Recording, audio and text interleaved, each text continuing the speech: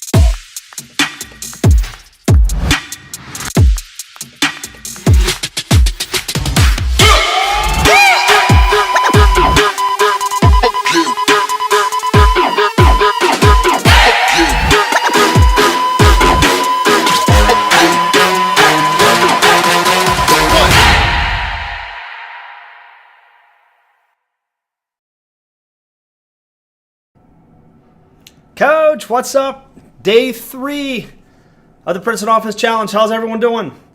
Can you guys see and hear okay? All right, little teaser, little hype video for the coaching clinic. Did you see the amount, the size of my beard in that video? That was incredible. First time I'd grown it out that big, I was trying to figure out what to do with it. I had no idea what to do with it. Anyway, all right, awesome. So today we're going to be breaking down installing the offense. But before we get to that, I want to first ask, what were your big takeaways from yesterday, from day 2? So yesterday we talked about the X's and O's themselves. So the low post series, the chin series, the point series, the open series. What was your favorite, or what was your big takeaway from watching us break down the X's and O's yesterday? And I know I am on a delay, so I'm going to keep talking as you guys populate those in the chat. Let me know, what were your big takeaways? What were your big ahas? What kind of stuck with you? And then we're going to get into today's topic, which we're going to be talking about installing the offense, which again, getting your strategy down, day 1, is you have to have your strategy before you go to the X's and O's. Once you have your strategy, now we can start and design and plan out our X's and O's. Once we have the X's and O's, now we need to figure out how we're going to install it. So that's what we're working on today. All right, today we're going to break down how we install the offense on the court. How do we build out a practice plan? Because there's a very if you just walk into practice and if we're not focusing on the things we need to focus, you're not going to execute this offense on the court. And when I watch teams play, and you can kind of pick it out when you're going scouting teams, you can say, oh, they're trying to run something, but that got blown up, and they have nothing after that. And you can kind of see if they know what they're doing offensively. You can see on a player's mind if they're hesitant when they're on the court. Okay. All right, MB, you got a young team, need to focus on 1 or 2 of those offenses of the X's, 1 of the 2 series, and 2 actions off each offense, chin and low. Yeah, and that's good. Don't pick out too many, and then focus on the scoring actions that best fit your personnel within each series. Each series has its own set of scoring actions. right? And then you want to pick out the perfect, the best scoring actions for your players. Then what's going to happen? You're 2, 3 weeks, 4 weeks, 6 weeks, 2 months into the season, and your players all of a sudden they see something, and you guys finally found that one. Okay, well, this is another scoring action in the offense we can work on. Now that you guys are seeing that on your own, let's start repping that. It's very good, Coach MB. Appreciate that. All right, so how many of you, watching right now was not here with us yesterday?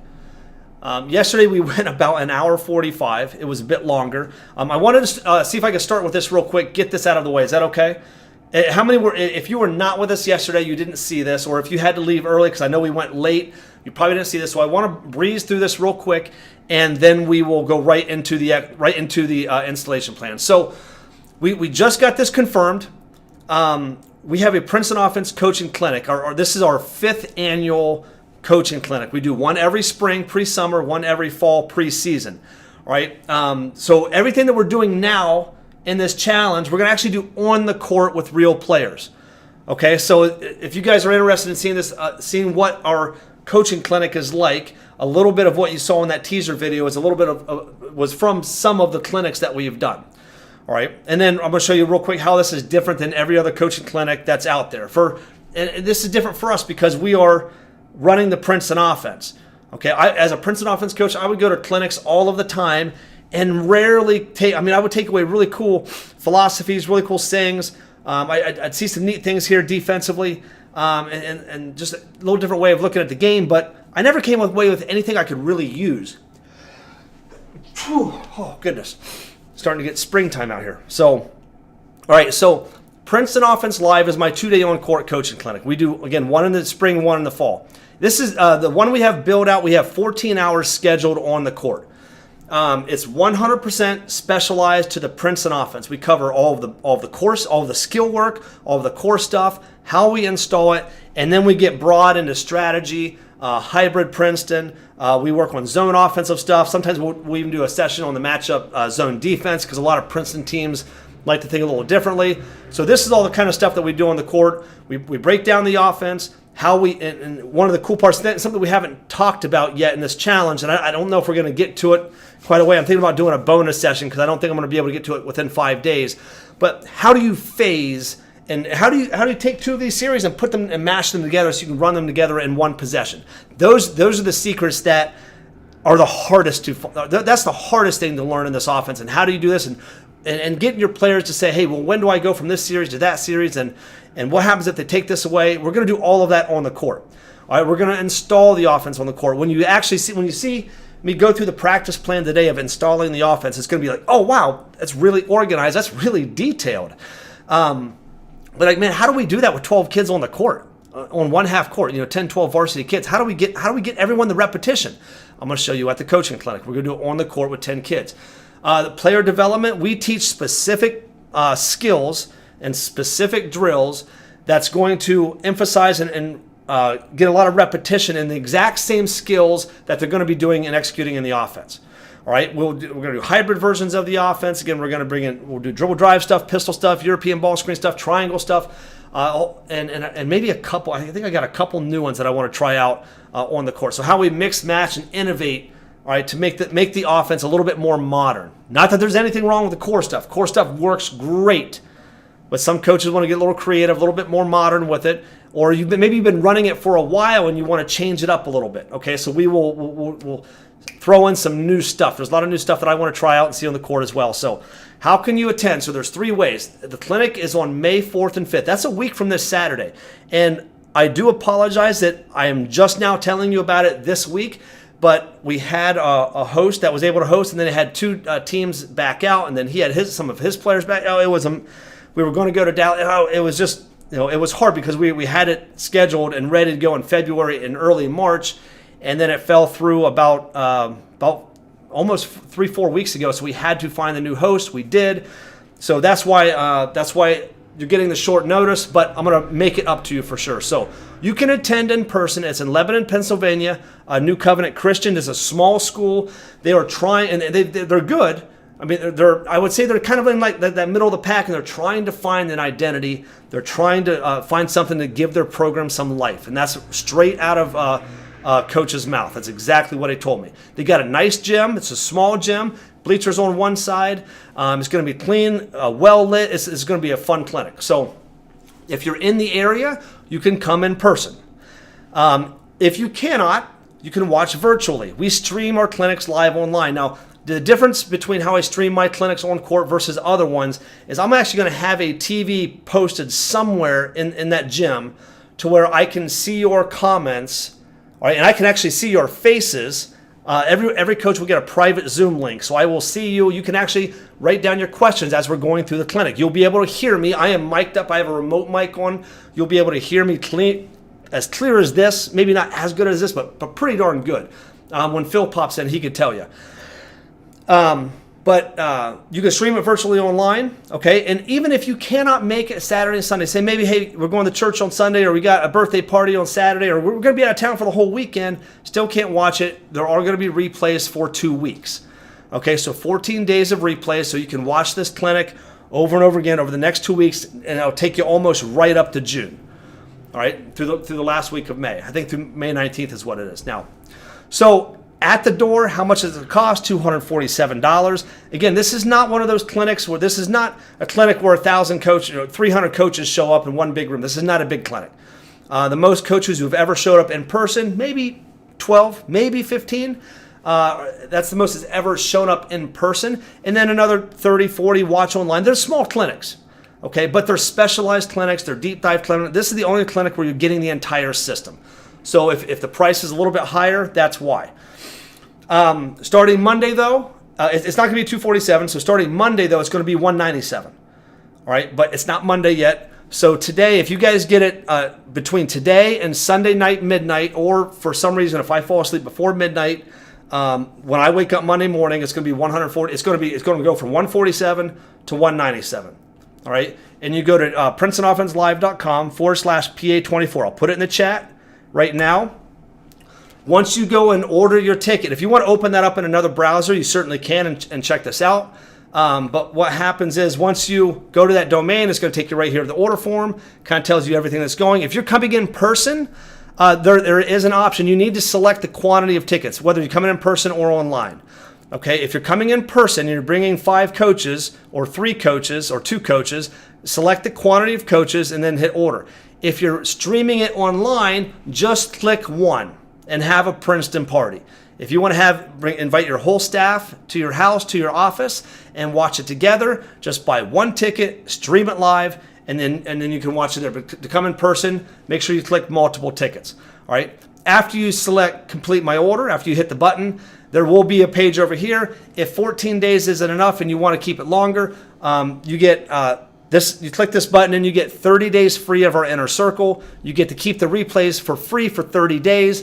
And then we're looking right now to schedule 1-day camps in Indiana, in Chicago, in New York, maybe coming back to Pennsylvania. And I'm going to travel. I've got a varsity boys and varsity girls program here in Ohio locally, very athletic programs. So we're going to be experimenting with the Princeton offense with different programs and different personnel. If you are a member of the Inner Circle, you can participate in all of those. Okay, it's free 30 days. It's $47 a month after that. And then if you actually stay a member, next year when we do this clinic again, and I say it's $147, $197, $247, it's actually free for you. For active members, these clinics are absolutely free. Okay, if that's not for you, no worries. Click no thanks, and you can actually go back. Even if you change your mind, you can go back in it. But the 30-day trial you can't get afterwards. Right now, you can only get a 14-day trial if you say no the first time. All right, you go create your account. Right there, and then boom, you have access to everything in our inner circle, and then you'll get access to any other camp and clinic we do while you're an active member. Okay, that said and done, I'm done with the coaching clinic. If you guys have any questions, email me about that, coach@hoopsindetail.com. But again, at Sunday night, midnight, it's going up from $147 to $197. All right, awesome. I appreciate that, Phil. I really do. If you guys have any questions about the clinic, ask Phil. He's been an Inner Circle member for the last 4 years. He's been to every clinic. It's been awesome having him. So, all right, so enough of that. Challenge day 3. Here we go. So how to install the Princeton offense and achieve in-game player retention. How many of us are frustrated with our players? They forget the plays. They forget the plays. They keep messing up. They forget to fill. All right, we're going to install the Princeton offense and achieve in-game player retention through stacking reps, stacking repetition, and detailed progression method practice philosophy. All right, and again, without overcomplicating it, without overcoaching it, and without overcommitting precious practice time. Okay? All right, at the end of today's challenge, so you're going to take something supposedly complicated to learn and supposedly complicated to install with players who supposedly are low IQ and can't figure this stuff out, or supposedly are too talented and we can't get them to run this offense. All right, and we're going to do it all despite all of these stereotypes that the Princeton offense gets. All right, I'm telling you, it is a beautiful, beautiful thing when you see this offense run with really talented, gifted, athletic players. I mean, it is one of the most amazing, unstoppable things you've ever seen when they buy in. All right, cool. Coach Jackson says, let's go. Yes. Here we go. All right, so there are 3 ways to install your offense on the court. All right, so when you're deciding, hey, what strategy do we want? Because there's a strategy for lots of different things. So what 3 different ways can we install the offense on the court? The first one is the camp model, the station model. And I've seen a lot of old school coaches do this. This actually is still a great model for camps. But what you'll see is the coach bring everyone into one basket. All right, I'm going to show you this, show you this, show you this. All right, everyone go back to your basket, and now you guys do it too. All right, some coaches will do that. Where I've been an assistant where the coach says, hey, all right, we're going to do it here. Varsity coach with the starting 5, we're going to do it here. Okay, you guys take the other 8 guys over there, and you go work on it over there. And it's one of the most frustrating things for me because, one, as an assistant coach, I'm like, man, as a head coach, I want to coach all my players. And I want to make sure my eyes are on all of my players. Now, maybe depending on your coaching situation, maybe that works for you, okay? But my problem is not all of the players are there. There is a certain point in time where you only want to rep stuff with your starters and keep that group together. But there's also a lot of times when have a little bit of distance between when the next game is, that you want everyone playing together because you will be subbing in, subbing out, all right? And you want players to learn how to play together. Okay, so I am not a fan of the camp station model. However, if I am running a camp, if I am running a players like a skills camp or clinic, okay, this is something that actually works pretty well. But that's what this model is for. But some coaches will use this model in practice. Okay, I don't personally like it because you can't get the reps, you can't get the continuity of coaching, and one coach can't get their eyes on everyone. So I do not like this model, and I would never recommend anyone install Princeton this way. Okay, even if you have 20 kids on the court, ain't happening. All right. All right, whole part whole. This is the old school model. All right, this is the John Wooden way, right? And please do not be offended for all of my John Wooden coaches out there. I actually offended a coach who watched me do this one. Yeah, but I was talking about the progression method, which is next. Like, yeah, but Coach Wooden used whole part whole. And that's the best way to do it. And I was like, I get it. It is actually it's a legit model. I don't know where, and I'm going to have to research this because now I'm curious. I don't know where whole part whole originated. I don't know. It might be maybe in arithmetic, maybe in mathematics. But the idea here is we're going to show you the whole picture. I'm going to give you the answer to the test, show you the whole picture. Now we're going to break it down into little pieces that are more achievable, more digestible. Then we're going to come back and I'm going to show you the whole picture again with the repetition you got in those little mini skill sessions. And now it should be like, oh yeah, what we saw the first time, yeah, a little confusing. Broke it down in pieces. Okay, I see how these little pieces go together. Let's do it all again together. It comes together. Okay, this works when you are running a relatively very, very, very simple offense. Okay, if you're running the flex continuity, you can show them the flex and you can kind of break it down. Okay, of course, there is one caveat about breaking things down that I am not a fan of, and I'll tell you what that is in a minute. And then you come back and show the whole thing again, and they should get it. But if you run a simple continuity like flex or like chin,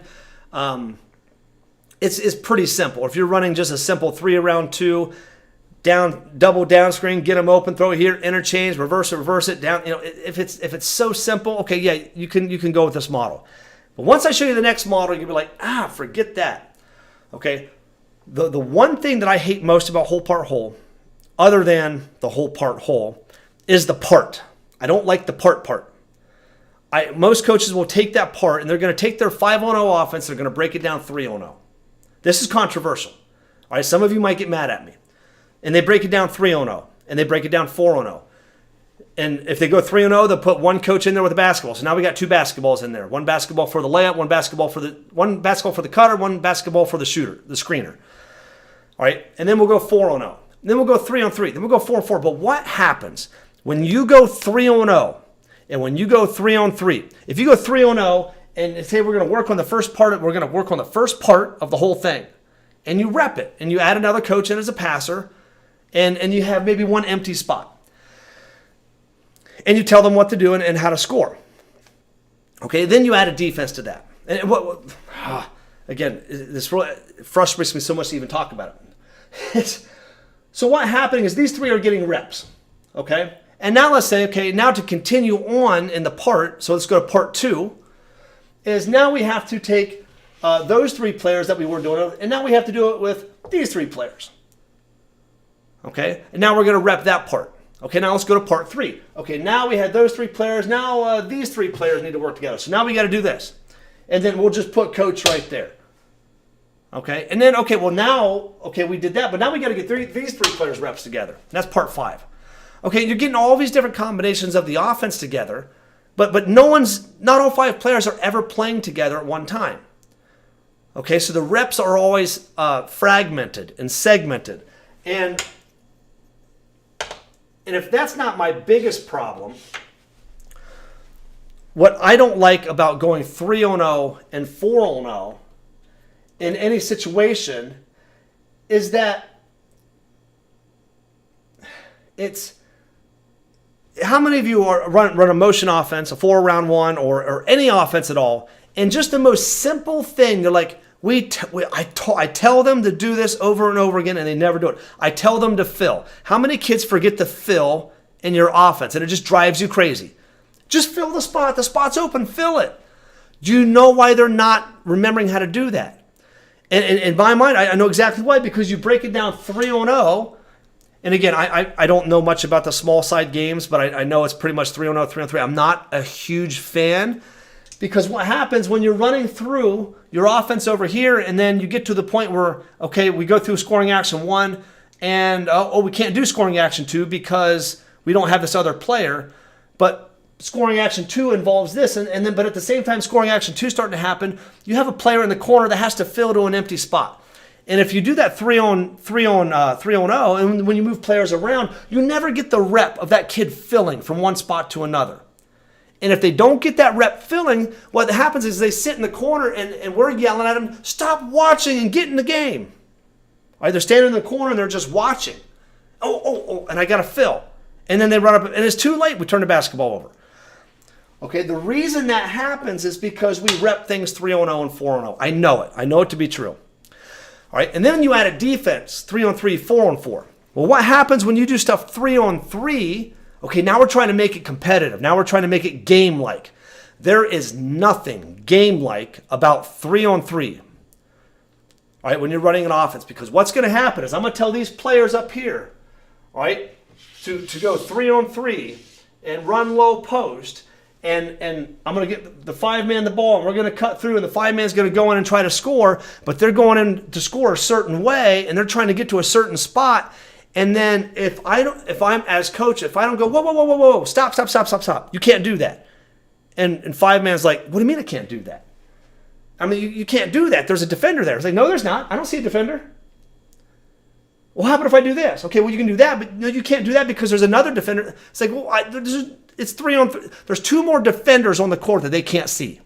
And there's 2 more offensive players, teammates of theirs on the court that they can't see. And I'm sorry, high school kids have no imagination.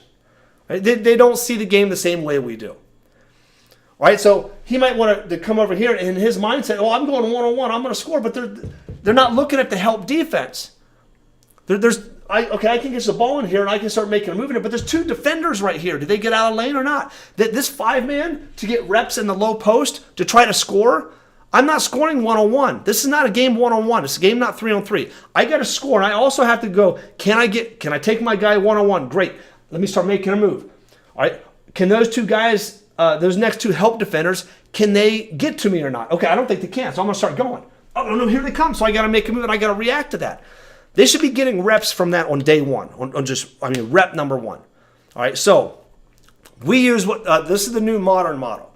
No one's ever told me that to call it this. I kind of coined this on my own once I started working with you guys. We call it the progression method. And I learned this once I became a head coach. Now, when I became a head coach, I installed the Princeton offense 3-on-0 and 3-on-3 and 4-on-0 and 4-on-4. That's how I did it for 2 years. I went back and found my practice plans. I was like, I wanted to share my old practice plans. And I'm like, oh no, we're doing 3-on-0. We're going 3-on-3. We're going 4. I was like, I can't show that to anybody because that's not the best way to do it. It was my third year and fourth year. I figured out we did everything 5-man. And I've heard Joe Scott say this, and I think I've heard Chris Mooney say this. We do everything 5-man. It's either 5-on-0 or 5-on-5. I went to the Air Force Academy and watched them practice for 5 or 6 days. I've been to Richmond. I've watched them practice. I've been to Muskingum University and talked to Coach Burson. Everyone does. Every OG Princeton coach does this stuff 5-on-0, 5-on-5. All right, and they still these players. You watch a Princeton offense team. How many times they mess up the offense? All right, rarely. Okay, now they might not call it this. I call it this because I need somehow to define it. But we teach it in progression, and we teach it 5-man, 5-on-0, 5-on-5, so that everyone's getting reps from every single spot. Now, if you're going to do that, you're like, well, coach, but how do we rep the scoring actions? How do we rep this? How do we rep that? Okay, that's what we're going to do next. That's what I'm going to show you. All right, actually, before I do that, so these are the 3 installation methods. I am telling you right now, once you go through and start installing it with this progression method strategy, the whole world's going to change for you. You will never install anything different ever again. I install my defense with this method. I design my whole practice with this method as my foundation. All right, so before we actually build out the practice plan, let's talk about the practice plan. There are four keys that I look at. Again, you could name 10 if you want. I got 4 core things that I look at when I look at building a practice plan. All right, intention. We have to be strategic when we're building a practice plan. A practice plan is not something you can throw together. Your practice plans need to be professional, and every single line, every single note that you put on that practice plan has to be intentional. All right, detail matters. The small things matter. All right, if we don't do the little things, and what we do in the little things is what I call emphasis. All right, players do what they do over and over and over and over again. That's repetition. All right, but they also do what you tell them to do over and over and over and over again in combination with the reps. All right, so they do what you emphasize, and they do what they rep over and over again. If things are not being emphasized, they're not going to be. Emphasis happens in the head. Repetition happens on the court with their muscles. All right, emphasis is muscle memory. Repetition is muscle memory. Did I say that right? Emphasis is not muscle memory. It's memory, brain memory. I got to come up with something better. And then repetition is muscle memory. Okay, so you have to do both. All right, so the thought process, like when I'm saying, hey, catch it and rip it, catch it and rip it, catch it and rip it, that's emphasis. So every time they catch it, they hear me say, catch it and rip it, catch it and rip it. If I'm talking about triple threat, hey, triple threat, I'm emphasizing what I want them to do. All right, and then they're in their own head, they keep hearing me say, catch and rip, catch and rip, catch and rip. And all of a sudden, if I do that over enough weeks, months, years, finally, maybe I can stop saying that. All right, and then the player, it'll just be ingrained in, hey, I catch it and I rip it. And now it's an instinct. Now it's a reflex. That's where we want to get. So that's what emphasis is. But we have to be intentional about everything we put on this practice plan because it all matters. Okay? I don't want to go too deep into that because we'll be here forever because I get fired up about it. Basketball is organized chaos. And I think that in one sense, basketball is the most difficult game to coach. Separate from, okay, say if you look at, football, for example, you have your offensive line, you have your receivers, you have your running backs, you have your quarterback, okay? That quarterback only has to learn quarterback stuff. That running back only has to learn running back stuff. That offensive line only has to learn offensive line stuff. And then they have general knowledge about what everyone else is doing, but they have to do their job. All right, they only have to have that one skill set. All right, basketball players, we have to have all of the skills. All right, we have to be able to dribble, pass, and shoot. Okay, if we're going to be the most effective we can possibly be. And you say, well, coach, I got players that can't dribble, pass, and shoot. Well, coach them, coach. Right? We have to develop that. If we're just going to settle for the players that we have, we're not going to develop them from the time that they're in the 3rd grade, 4th grade, 5th grade. If we're not going to start developing them then, okay, when we get them, yeah, you're kind of settling for what you got. Okay, but we need to develop players. We need to develop the skills in our players so they can all dribble, pass, and shoot. But to be as good as we possibly can be, that's what we have to develop. We might not all have it, and sometimes you're going to have those players that they're just never going to put in the time, but we got to try. Right? That's what we're doing. But with all of the stuff that we have to teach skill work, we have to teach offense, we have to teach defense, we have to teach offensive transition, defensive rebounding, press offensive stuff, sideline out of bounds, baseline out of bounds. All right, special situation, down 3 with 30 seconds. Do we foul? Do we not foul? Shooting free throws, boxing out off of free throws, transition on a made basket, transition on a dead ball. So we have all of this stuff that we have to organize, and we have to get it all in. Okay, now the important part to know is we don't have to do it all in one day. I'm going to go out on a limb and say most of us have at least 2 full weeks of practice before our first game. First day of practice, boom, 2 weeks, first game. Ohio, we've got 4 weeks. So as soon as I started talking to you guys, you're like, Coach, we only have 2 weeks. I'm like, are you kidding me? How do you do it? So we would have like four scrimmages before our first game. We'd have like 4 games before our first game. So I know not everyone has that luxury, but when you see we put this down, you guys will be good. You don't have to get everything in it right away. And as you're getting closer, after you get like a weekend of practice, we have enough that we can play. Now let's make sure that we have this, and this, and if we get pressed, if we see a zone, all of that stuff. All right, so we're going to break down our practice plan. I break it down into 4 quarters. Skill session part of practice, player development. Offensive session part of practice, all right, X's and O's. Defensive session part of practice. And then game situation, full court part of practice. All right, that's how I break it down. And the time that we allot to each of those segments, each of those quarters of practice will change throughout the year. Towards the end of the year, we might be only going an hour and a half, hour 15. Skill work might be 15 minutes. Offense might be 15 minutes. Defense might be 15 minutes. And then we scrimmage for an hour, or a half hour, 40 minutes, or whatever it is. Okay. All right, minutes. Don't waste one. I break my as you're going to see, I break my practice plans down to the minute. Right? Because everything we do with intention. So every single minute is planned for. There will even be some times on drills where the clock doesn't add up right and there's an odd number. I got to have a minute and a half on this, minute and a half on this. That makes 3. Minute and a half on this, minute and a half on this. That makes 3. So sometimes I'll break it down to 30 seconds. All right, but we are super, and we stick to the plan. All right, if you need more time in the plan, okay, yeah, if you need more time in something, yeah, go over, get in what you need. But what's going to happen is at the end of practice, when you go back and look at it, say we scheduled 5 minutes for that, we spent 15 on it. Okay, we need to do either a better job coaching or we need to do a lot more time on that. There's something they're not getting. So there's something we're not communicating well. So we need to either coach better or we need more time on this. And if we put more time on this, we need to take away time for something else. Okay, so we have to be very strategic with what we're teaching. All right. Emphasizing repetition. This is a concept I call stacking. All right, so we are going to emphasize repetition stacking or stacking reps, stacking repetition. I think that's the way I like it. I think in the video you guys saw, I think I call it practice stacking or practice stacking, practicing stacking. Stacking reps, stacking repetition. That's what we're trying to do.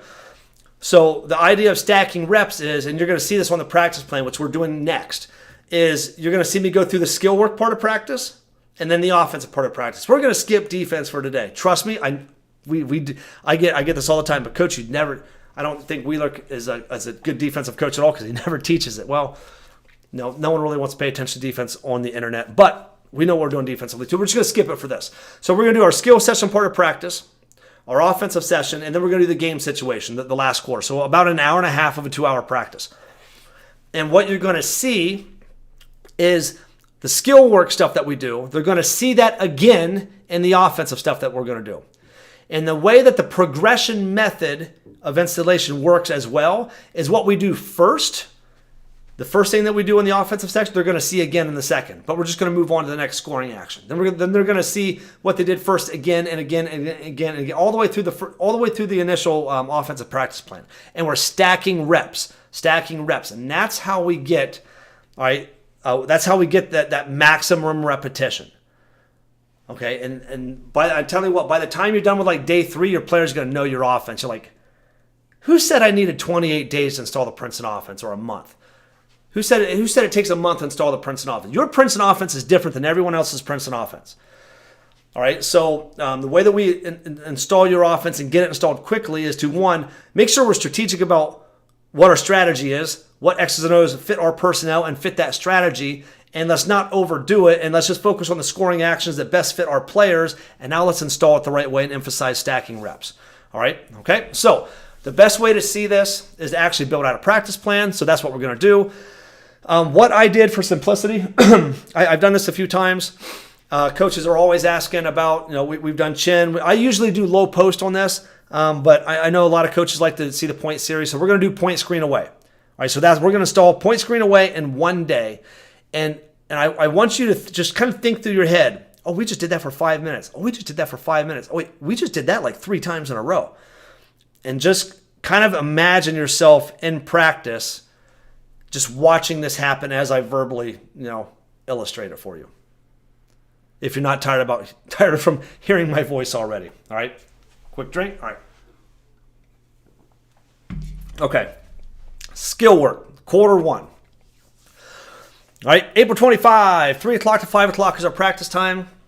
All right, first thing we're going to do is 0 to 60 ball handling. So this is, I'm taking you through some of the stuff that I do. There's some stuff on here that I don't, there's some stuff I did not put on here like post moves, but we do post moves as well. I want to get that out of the way. So 0 to 60, so something I emphasize with our player development is it's creating separation. That's the emphasis. Everything that we need to do skill-wise is to go from a standstill to as fast as I possibly can and accelerate as fast as I possibly can. Some players are going to be able to do it better than others, but if you practice this, if they can get from a 0 to 60, okay, we have to drill them to create separation. If they can't create separation on cutting, with the ball, without the ball, they're not going to be able to score. If we can't create separation, we can't create that chase. We can't get the defenders to chase us if we can't create separation. All right, so we teach, I'm not going to demonstrate these now. We'll demonstrate these in the clinic. We will do all of this in the clinic. In and out blow-bys, in and out crossover blow-bys, in and out scissor blow-bys. All right, one really good move, one really good counter move. All right, and one really good counter move if it's still tight, okay? So that's the idea there. All right, we'll do a passing drill. Start passing, 2-hand chest passing. I am big on 2-hand chest passing, especially for role players and less skilled players. Because if I can throw a 2-hand chest, because what happens with players who struggle with the game, okay, here's your quote-unquote low IQ players, less talented players. They have a problem making decisions, and quick decisions, and confident decisions, right? We talked about that yesterday. So we talked about where we stand, and we talked about being open versus getting open. Well, if I can throw a 2-hand chest pass, then I know that there's a passing lane and I'm open. If I can't throw a 2-hand chest pass, and I did not do a good enough job going 0 to 60 to stop and create, and to make a move like I'm going by and stop, and then the defender goes flying, and I just create a separation. Now I can throw a 2-hand chest pass. If you have role players trying to throw this one-hand garbage, I shouldn't say one-hand garbage. Talented players can do this all day long. All right, but the problem is finding the talent, right? Finding the talent, that's the hard part. That was day 1, strategy. All right, how do we close that gap? Because we're not always going to have it. It's easier to get the better It's easier to install a superior strategy than it is to find superior talent, especially at high school level. We can't recruit ethically. All right, no unethical recruiting. All right, we're going to do layups every single day, 2-line layups, a hezzy and a cut. And if you come to the clinic, if you see me in the clinic, I'm going to tell you, the big thing about the players, okay, yeah, we're going to be shooting layups, but it's not really a layup drill. It's actually a creating separation via cutting drill. All right, we're going to make the pass, we're going to hezzy, and boom, and then we're going to cut as hard as we can. So that's the very first scoring drill that we do. The very first thing I teach them, you pass it, you hezzy, and then you cut. That is 0, 60. See how fast I got out of the screen? So fast. Pull to hand me. All right. Okay, so these layup drills, we're going to teach them 4 different layups: righty, lefty, righty on the right, lefty on the right, righty reverse, lefty reverse. Okay, I'm not yet to the point where I'm teaching to shoot the right-handed off the right foot and the wrong foot and all that. I don't do that yet. I still got a good foot in the old school game and a good foot in the new school game. I think I have a good balance. We teach them dribble moves. So when they have the ball, in and out blow-bys. With the ball, in and out crossovers. But now we're adding the layups to them. Okay, so what we just did here are in and out blow-bys, in and out crossover blow-bys, in and out scissor blow-bys. We're doing them again, and we're doing them again in dribble moves. Okay, all right. The star passing, the 2-hand chest passes that we did for 2 minutes here. Guess what? We're doing them again in our 2-line layups. 2-hand chest pass, boom, hezzy cut. All right, we're stacking reps. That's what stacking reps is. Baseline drives. We're driving the baseline, turning the corner, getting the layups, doing that scoring fast. That's actually my players' favorite one. Their favorite one is baseline drives because they get to go as fast as they can and they fly it up. And once they start getting good, this is fun. We never do layups for any less than 8 minutes a day all season. That's the one thing we never stop doing. We never stop doing layups.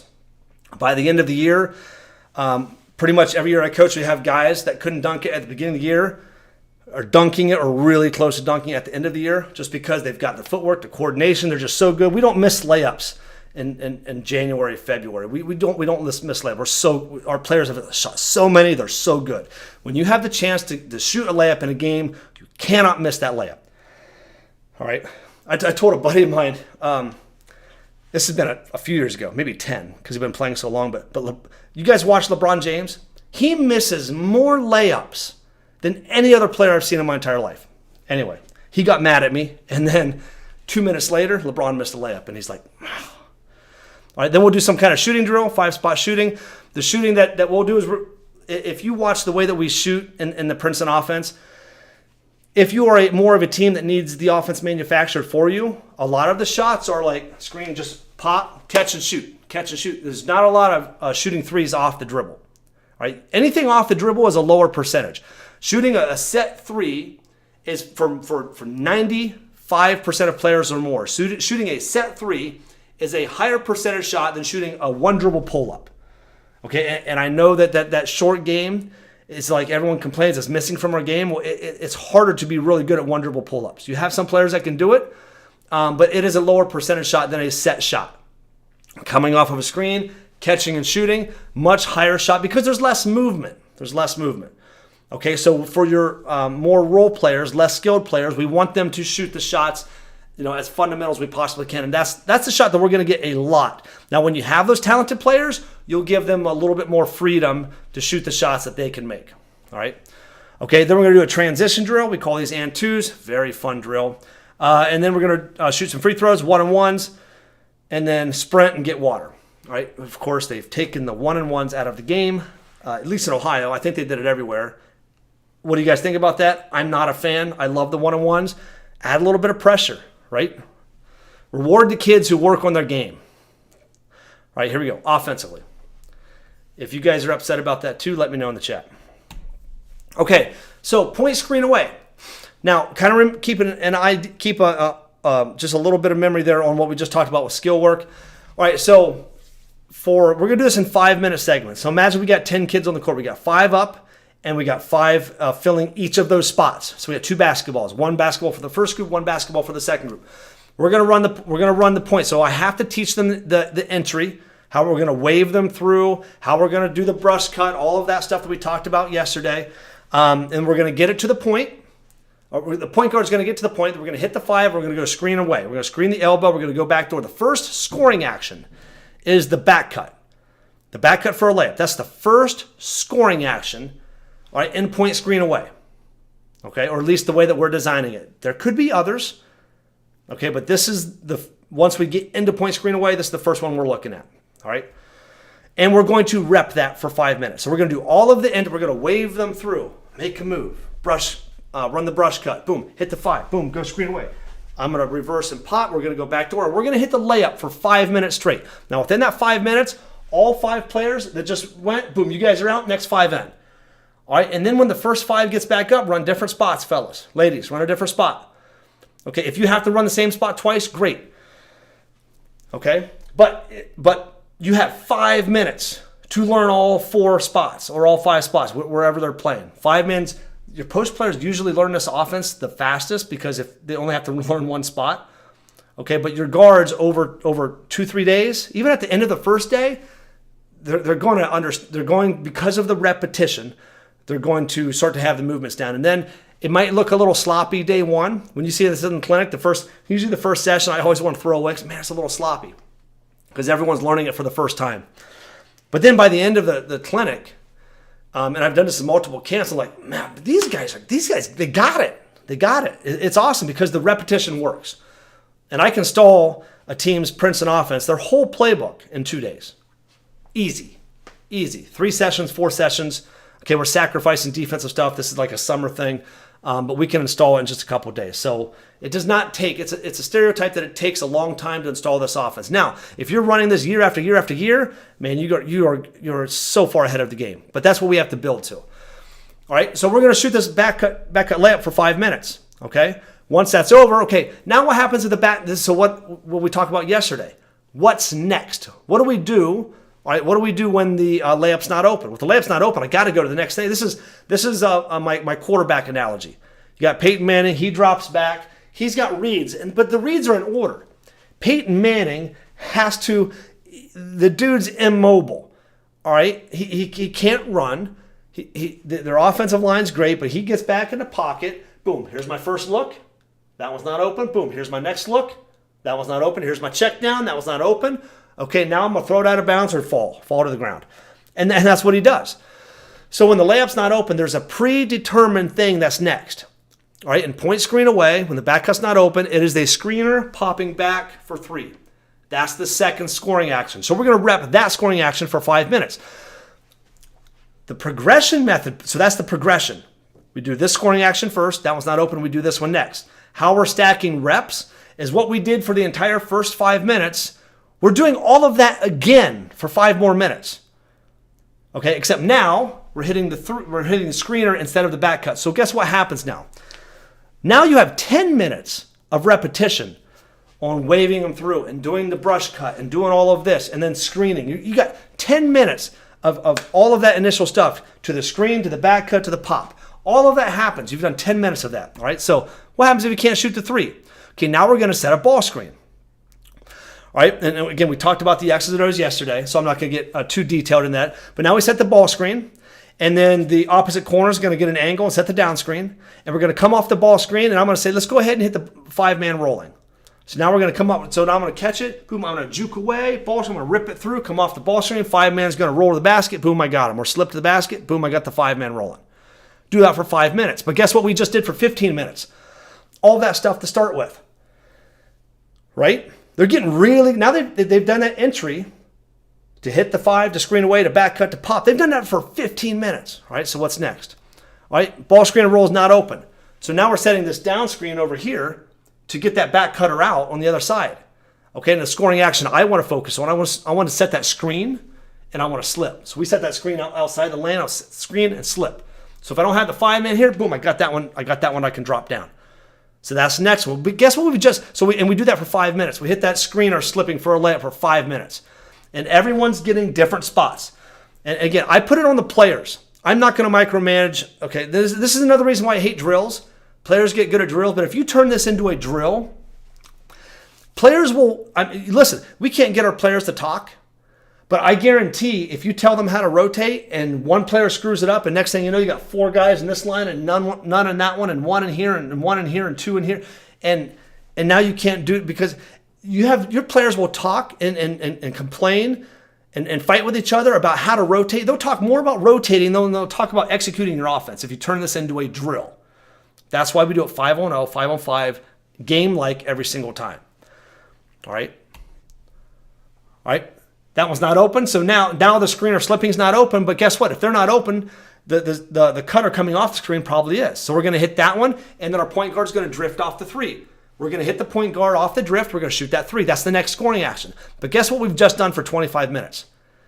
Wave them through, in and out. Get to the point, drop it down to the 5, screen the elbow, back cut, pop. I'm telling you what, they're going to be pros at that at day 1. This is when you go through, and again, we've only been doing this for 25 minutes, but doing the same thing for 25 minutes, that's a lot of repetition. How many times in any other offense you've put in your entire coaching career have you spent this much repetition in this manner, right? Your players did that for 25 minutes. They're not going to forget that in a game, especially after doing this for 2 weeks, all right? 12 practices, 13 practices, and you do this every single day. They're going to get really good, all right? Three's not open, rip it through, drive the basket and score. That's the next scoring action. All right, so now I've been going for 30. Day one, I'll probably spend 40 minutes on offense. Takes longer to put in your offense and your defense to start out, okay? All right, the layup's not open. We're going to drive and kick to the corner for 3, all right, for 5 minutes. But guess now what we've done for 35 minutes? Wave them through, in and out, get to the point, drop it down, screen the elbow, boom, pop back, get the layup, and hit, come off the ball screen. That ball screen part, now we've done that for 20 minutes. Getting really good at it. This is all 5-on-0. Right now, this is all 5-on-0. All right. The drive and kick in the corner is not open. Now we get deeper off that drive. Now we're going to lift out of the corner, hit them on the wing, shoot that 3 for 5 minutes. All right, now we've done 40 minutes of offense. And you can just see the progressions. You can see the progression, right? How we go from one scoring action to the next, to the next, to the next. Can you see how we're stacking reps on top of each other? Can you see that? Can you see that? Can you see the in and out blow-bys, in and out crossovers that we taught at the very first ball hand? As soon as all that in and out blow-by stuff that we did in the skill work part of practice, the very first thing we started practice with, they've done for 40 minutes. Whoever's running the point guard spot, they're waving them through, and then they're in and out blow-by, in and out crossover. They're doing that same move for 40 minutes. That same move, that same ball handling stuff that we did for 6 minutes at the beginning of practice, they have now done for 46 minutes at that point guard spot. Right? Right? You think they're not going to get good at this eventually. Even if you got the most basic players, they're going to get good at this because we force that repetition on them. All right, now watch this. Now let's get into games. So now we've gone through a 30-minute, let's say we've gone through, in this day, we spent 20 minutes on defense, whatever. I will eventually try to shorten my skill work down to about 20 minutes. So then we'll go 40 on offense, 40 on defense, 20 game situation. Then as we get our fundamentals down, that offense will go from 40 to 30. That defense will go to 40 to 30. The game situation will go from 20 to 30. And then eventually game situation will go to 40. And we'll just kind of up the end of practice 5-on-5 type stuff. And eventually, like day 2, day 3, we'll really start going hard 5-on-5. And we'll kind of start over breaking stuff down because now we're actually reading what's going to happen. I'm telling you what, once you get into 5-on-5, we might have to dictate who's open, who's not open so we can do certain things because we haven't taught them all of the counters and all of that yet. But once they see a defense on it, they really start to say, now I know why we're doing that. Oh, I see why we're doing that. I see why this is open now, okay? So we'll get there. Game situation. All right, and we're going to wrap up here in about 7 minutes. This won't take too long. So I've got everyone in and out in an hour today. Last night we were here for like almost 2 hours. X's and O's days are the longest days. All right, so game situation stuff that we want to teach. Rebounding, transition, sideline out of bounds, baseline out of bounds, offensive press, all of the stuff that we want to teach in the full court. Now we have to start, again, there's so much, it almost feels chaotic because there's so much we have to get in. Just take a breath. We don't have to get it all in one day. All right, but let's say I want to work on rebounding and transition. All right, so we're going to go 10 minutes. We're going to go 5-on-5 rebounding. I'm going to put our players in the actual offensive spots that they're going to be in the offense. Maybe I'll put them in like the low or the point situation. I'll put them right here. And then I'll tell a player to put a shot up or I'll put a shot up. And I've got 5 defenders on them in game spots. And I'm going to teach them how to rebound. How I like to teach them how to rebound. I'll show you this in the clinic. But if you go that way, I'm stepping, I'm following my nose. I'm front pivoting. So that I don't like to reverse pivot and take my eyes off of you. I like to front pivot, hit you with my hip before you can make a move around me. We hit and if we're far away from the basket, we hit and we get. If we're close to the basket, we hit and we hold. All right, that's Tom Izzo, which is one of the best things I ever learned from him from a clinic, was that hit and get, hit and hold. All right, but we're going to do 5-on-5 rebounding. I'm going to shoot up and go 5-on-5 rebounding. And then we're going to go 2 trips, down and back. We're going to go down 5-on-0 and then back. Same group's coming back 5-on-0. So whoever's on defense, they get the defensive rebound, or if the ball goes in, they get the ball out of bounds. They come over here, they make the pass. We go up the court, and then we come back down the court. Now, when we go up the court, we're going to transition into our offense. Now, you can transition if you want to go up the court, throw it to the right, get a layup, throw it to the left, you can do all that stuff. Okay, but I'm going to go right into our offense just now for purposes of, because this is what we will actually do. We'll get into the point series. So we're going to come up the court. Defense is back. Because again, how often do you really get a rebound, take one dribble, throw it up the wing, take one dribble and get a layup? That never happens in a game. Okay, although it does get your players moving. Okay. So we come up the court. We're going to wave this guard through. We're going to run the brush cut. We're going to hit the point here. And we're going to go run point screen, back cut for a layup. And we're going to do that this time down. And we're going to do, we'll do that this time down and this time down. We'll do it for 2 minutes. All right. And then we'll flip them over. Or we'll go rebound, down, back, point screen away, hit the back cut for a layup. All right. Then we're going to flip them over. So offense, defense, whatever. And we'll do it again. Now the red team will be on defense. And now they'll go down and back, hit the layup. Once we get through 2 minutes, we might be able to get 4 trips, 6 trips in 2 minutes, whatever we get. And then, okay, now the back cut's not open, so we're going to hit the screener for 3. So we're going to do the rebounding drill. Go down here, point screen away, hit the screener popping back for 3. Points come back this way, 5-1-0, get the ball out of bounds. We'll score the layup. Come down here, run point screen away, hit the screener popping back for 3. And then we're going to ball screen to the 5. We're going to ball screen, hit the 5 rolling. Then we're going to ball screen, come off the ball screen, 5's not open rolling, but the screener slipping is. All right, now the screener slipping is not open, so now we're going to hit the cutter off the screen, and I'm going to drift. All right, and basically we've done, for 10 minutes, we've worked on defensive rebounding. Now, I don't know how many, 10 minutes of repetition on defense, but then we'll do this. Might take 5 seconds, 10 seconds. Then we're going to come down here, down and back is going to take about another 30 seconds. Then we go right into the next one. Okay, so we're going to get a lot of reps. But you see how we're stacking everything that we did offensively an hour ago? We're doing it again. But now we're doing it in more of a closer to real game-like situation, just adding on the 5-on-5 rebounding. All right, then let's do a dead ball press offense. Let's do a 1-4 high. Let's say, hey, there's going to be a press. We'll set our offense. Hey, dead ball. We'll do our 1-4 high, or whatever you want to do press offensive wise. And then we'll put our defense on them, man-to-man or diamond, whatever. We'll execute the press. We'll teach them this. On day 1, you're going to be doing a lot of teaching. Not as many reps on day 1 because you do a lot of teaching. Day 2, we got to get straight to the reps. All right, we don't want to be teaching all the stuff over. We want to teach it while they're doing it, but day 1, you kind of have to teach it and walk them through and then do it, get as many reps as you can in. Beat the press, defense falls off, offense comes down here, run point screen away, get to the drift for the 3. Come back down here, run point screen away, get to the drift for the 3. Flip it over, set the dead ball press up, come back down here, point screen away for the layup. Drift and drive for the layup. Drift and drive for the layup. All right, run your press offense. Down here, drift and drive corner kick. Drift and drive corner kick. Drift and drive wing lift. So you guys see where I'm going here. All right, and then we'll do a set run. We'll actually go 5-on-5. All right, let's go 5-on-5 let's go 5-on-5 point screen away. All right, and I might actually at this point just kind of just let them go. I just go 5-on-5, go point screen away, see what we can get.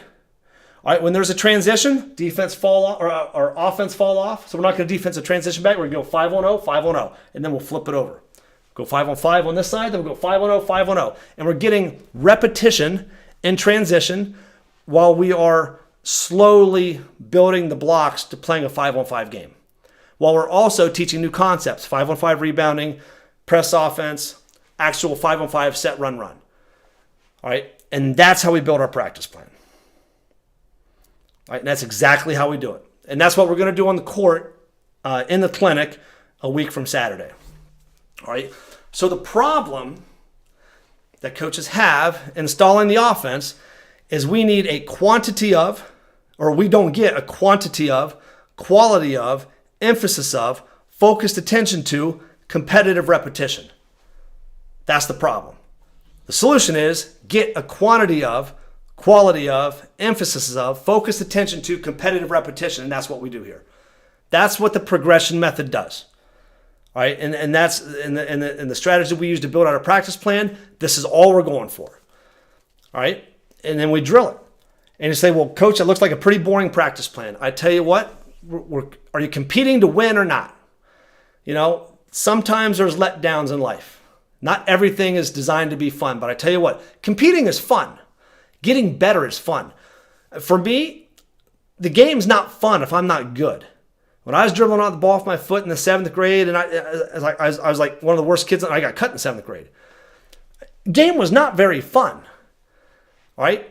Actually, the game didn't really become fun. It was like an obsession for me, like it is for a lot of us. Game didn't come fun to the last 10 games of my senior year when I really got confident and averaged like 18 and a half a game. Before that, I was averaging like 8 a game. 12 and a half for the year, my senior year. But when I got caught, man, the game got, when you get good, the game gets fun. And when you get good playing the game together, it's fun. And if you emphasize from the beginning your players like picking up their teammates and just making it exciting to be there instead of just yelling at them the whole time, there's a time for discipline, absolutely. And again, coach to your personality. My method's not the only method that works. But if you make the practice exciting, if you pick guys up but also hold them accountable, they will appreciate that tough love. If you create a culture of work, those players will love it. If you create a culture of goofing off, those players will love that too. Which team's going to be better? Right? Cool.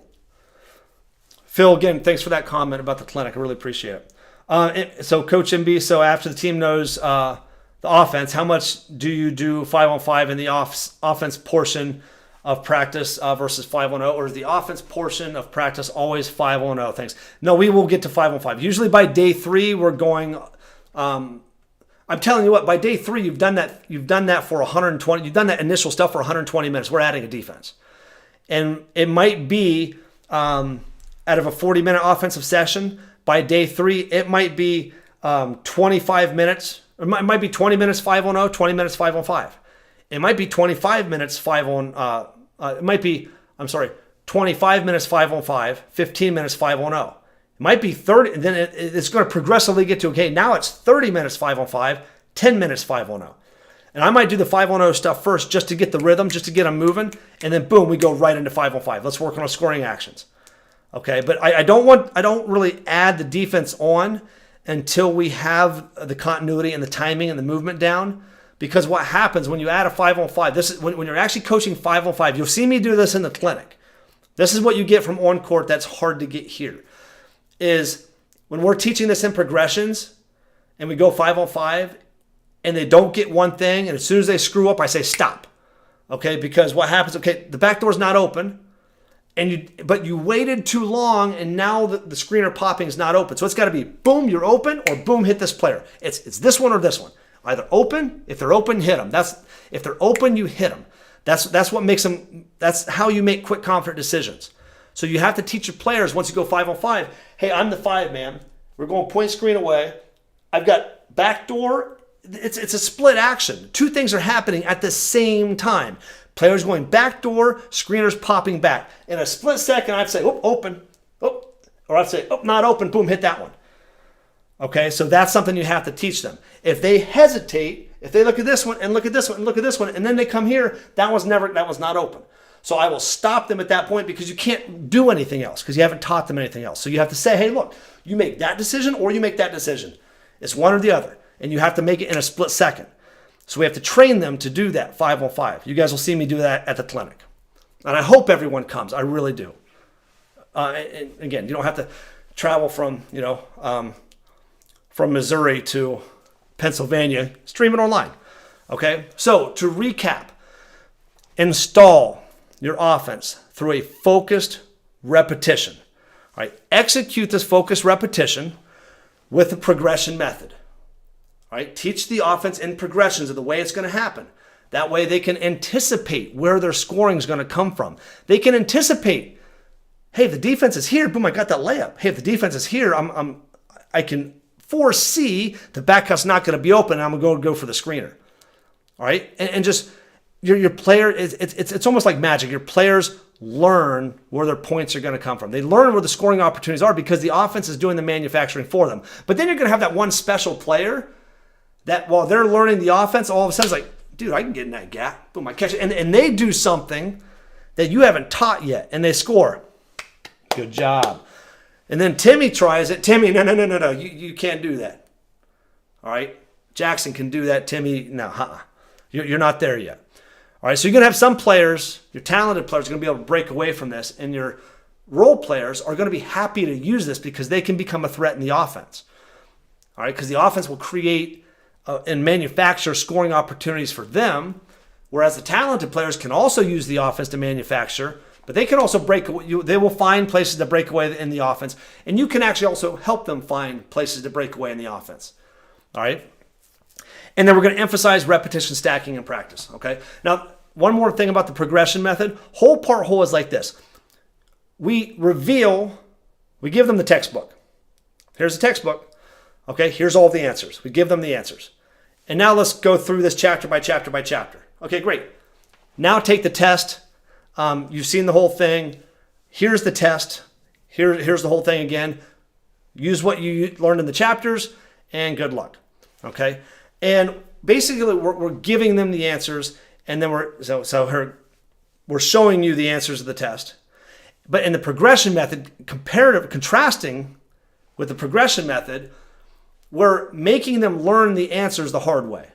All right, we're making them go through the repetition in order. And it's kind of like being in a train, entering a tunnel, and everything's ahead of you is black. Okay, we're just moving forward step by step by step by step. All of a sudden, there's a little white light, and then that light gets bigger and it gets bigger and it gets bigger. And next thing you know, we're outside the tunnel, and your players. You will see if you design your offense a certain way. Once it comes full circle, you'll be like, okay, so now what do? Okay, we did all this. Now what do we do? I'm like, coach, like, oh, this is what we taught. And they're going to start connecting dots, and they're going to come up with the epiphany themselves. Okay, using the progression method to install your offense is kind of like anyone who's ever self-taught always knows. They always have the solutions, and they're always able to get to those solutions a lot faster. Okay, because they did the work. You get more work done with the progression method than you do a whole part whole system. So I'm going to leave it at that because I will ramble. Okay, do you guys have any questions? Any questions at all? I think this is the last slide. So do you guys have any questions about the clinic? Do you guys have any questions about installing your offense? If you can't spit them out here in the next 30 seconds in the chat, just send me an email, coach@hoopsindetail.com. How many of you are interested in coming to the clinic? Right, it's a week from Saturday. How many of you are interested in that? I'll send you the link in your email again. I'll put it in the chat again if you guys want to go check that out. All right, it's PrincetonOffenseLive.com/PA24. That's Pennsylvania 24, PA24. All right, okay. Tomorrow is Friday. Also going to go at 8 o'clock. And then Saturday morning, I'm going to go at 11. I'm going to go at 11 Saturday. Get it done, wrapped up, over with. And there's one topic that I debate. I never do this one topic in these challenges because by the time you get through these 5 hours of content, you're like, man. But I think I might have to do a bonus. So we might do something on Sunday as well. Right? We might do something special on Sunday and kind of piece this together in a way that I haven't done. Can you use the board and show us point screen away one more time? Yeah, Darren, I will. I'll show you real quick. And then also know that you can go back and watch yesterday's replay. But point screen away is this. We wave them through. We do the brush cut. All right, we'll just do it. Okay. 2, 3, 4. So we wave this player through. We backpedal. We brush cut. I take my man away. My point guard's goal is to get to the point. That could be 3-4 feet off the line. Doesn't have to be on the 3-point line. 2-man busts out, 5-man creates separation. We hit the 5, ball side wing comes to the corner. Screen away. We screen the elbow. Don't screen the defender. Walk in a straight line. We don't V-cut. Juke high, go back door. First scoring action. 4-man's going to come up, get an angle to set a down screen. Split action. Hit your 1-man. Second scoring action. Shoot the 3. We don't have that one. We're going to go ball screen and we're going to down screen. We're going to come off these at the same time. Boom, 5-man rolling, third scoring action. That one's not open, boom, 4-man slipping, fourth scoring action. That one's not open, we're going to hit the 3 using this one. The 5-man's going to come back up, and we're going to pop off this drift, fifth scoring action. Drive for a layup, sixth scoring action. Kick it to the corner from the high spot, seventh scoring action. We get low, we have to be on a string, eighth scoring action. We don't get that one, we're going to dribble here, boom, back dribble, everyone resets. And I can either wave this person through again, or we can teach a second way to enter the point series you can run out as continuity over and over again. Okay, but then you can go back and watch yesterday's replay as well. Okay, tomorrow, 8 o'clock p.m. Okay, again, anyone interested in coming to the anyone have any questions about the coaching clinic? All right, it's a week from Saturday. It's at the very beginning of this. So if you just caught up here like in the middle of this and you missed the beginning, go back and watch that one. It's at the end of yesterday's. I'll talk about it a little bit tomorrow, just briefly tomorrow and Saturday. Might not even talk about it at all. I just want to make sure that I get it out there because we're on a time crunch because our original host fell through that we'd been working on since like wintertime. And we had to scramble and find a host. Thankfully, we did. So really excited to this. Yeah, no problem, Darren. No problem at all. Okay, so tomorrow, 8 o'clock p.m., day 4, we're going to be breaking down the skills and how we drill them. All right, this is the proprietary player development for the Princeton offense. That's a lot of pieces. Proprietary player development for the Princeton offense. All right, so this is what day 4 is going to be. I really appreciate you guys being here. I'm going to send you out with our hype video that's actually at PrincetonOffenseLive.com. I thought this is kind of a cool video. Don't make fun of my bushy beard. I did finally learn how to trim that thing the way I wanted to. All right, coaches, I'll see you guys tomorrow. There's 2 ways to win in this game. Have superior talent or a superior strategy. And while superior talent is rare, there is a blueprint to compete right now.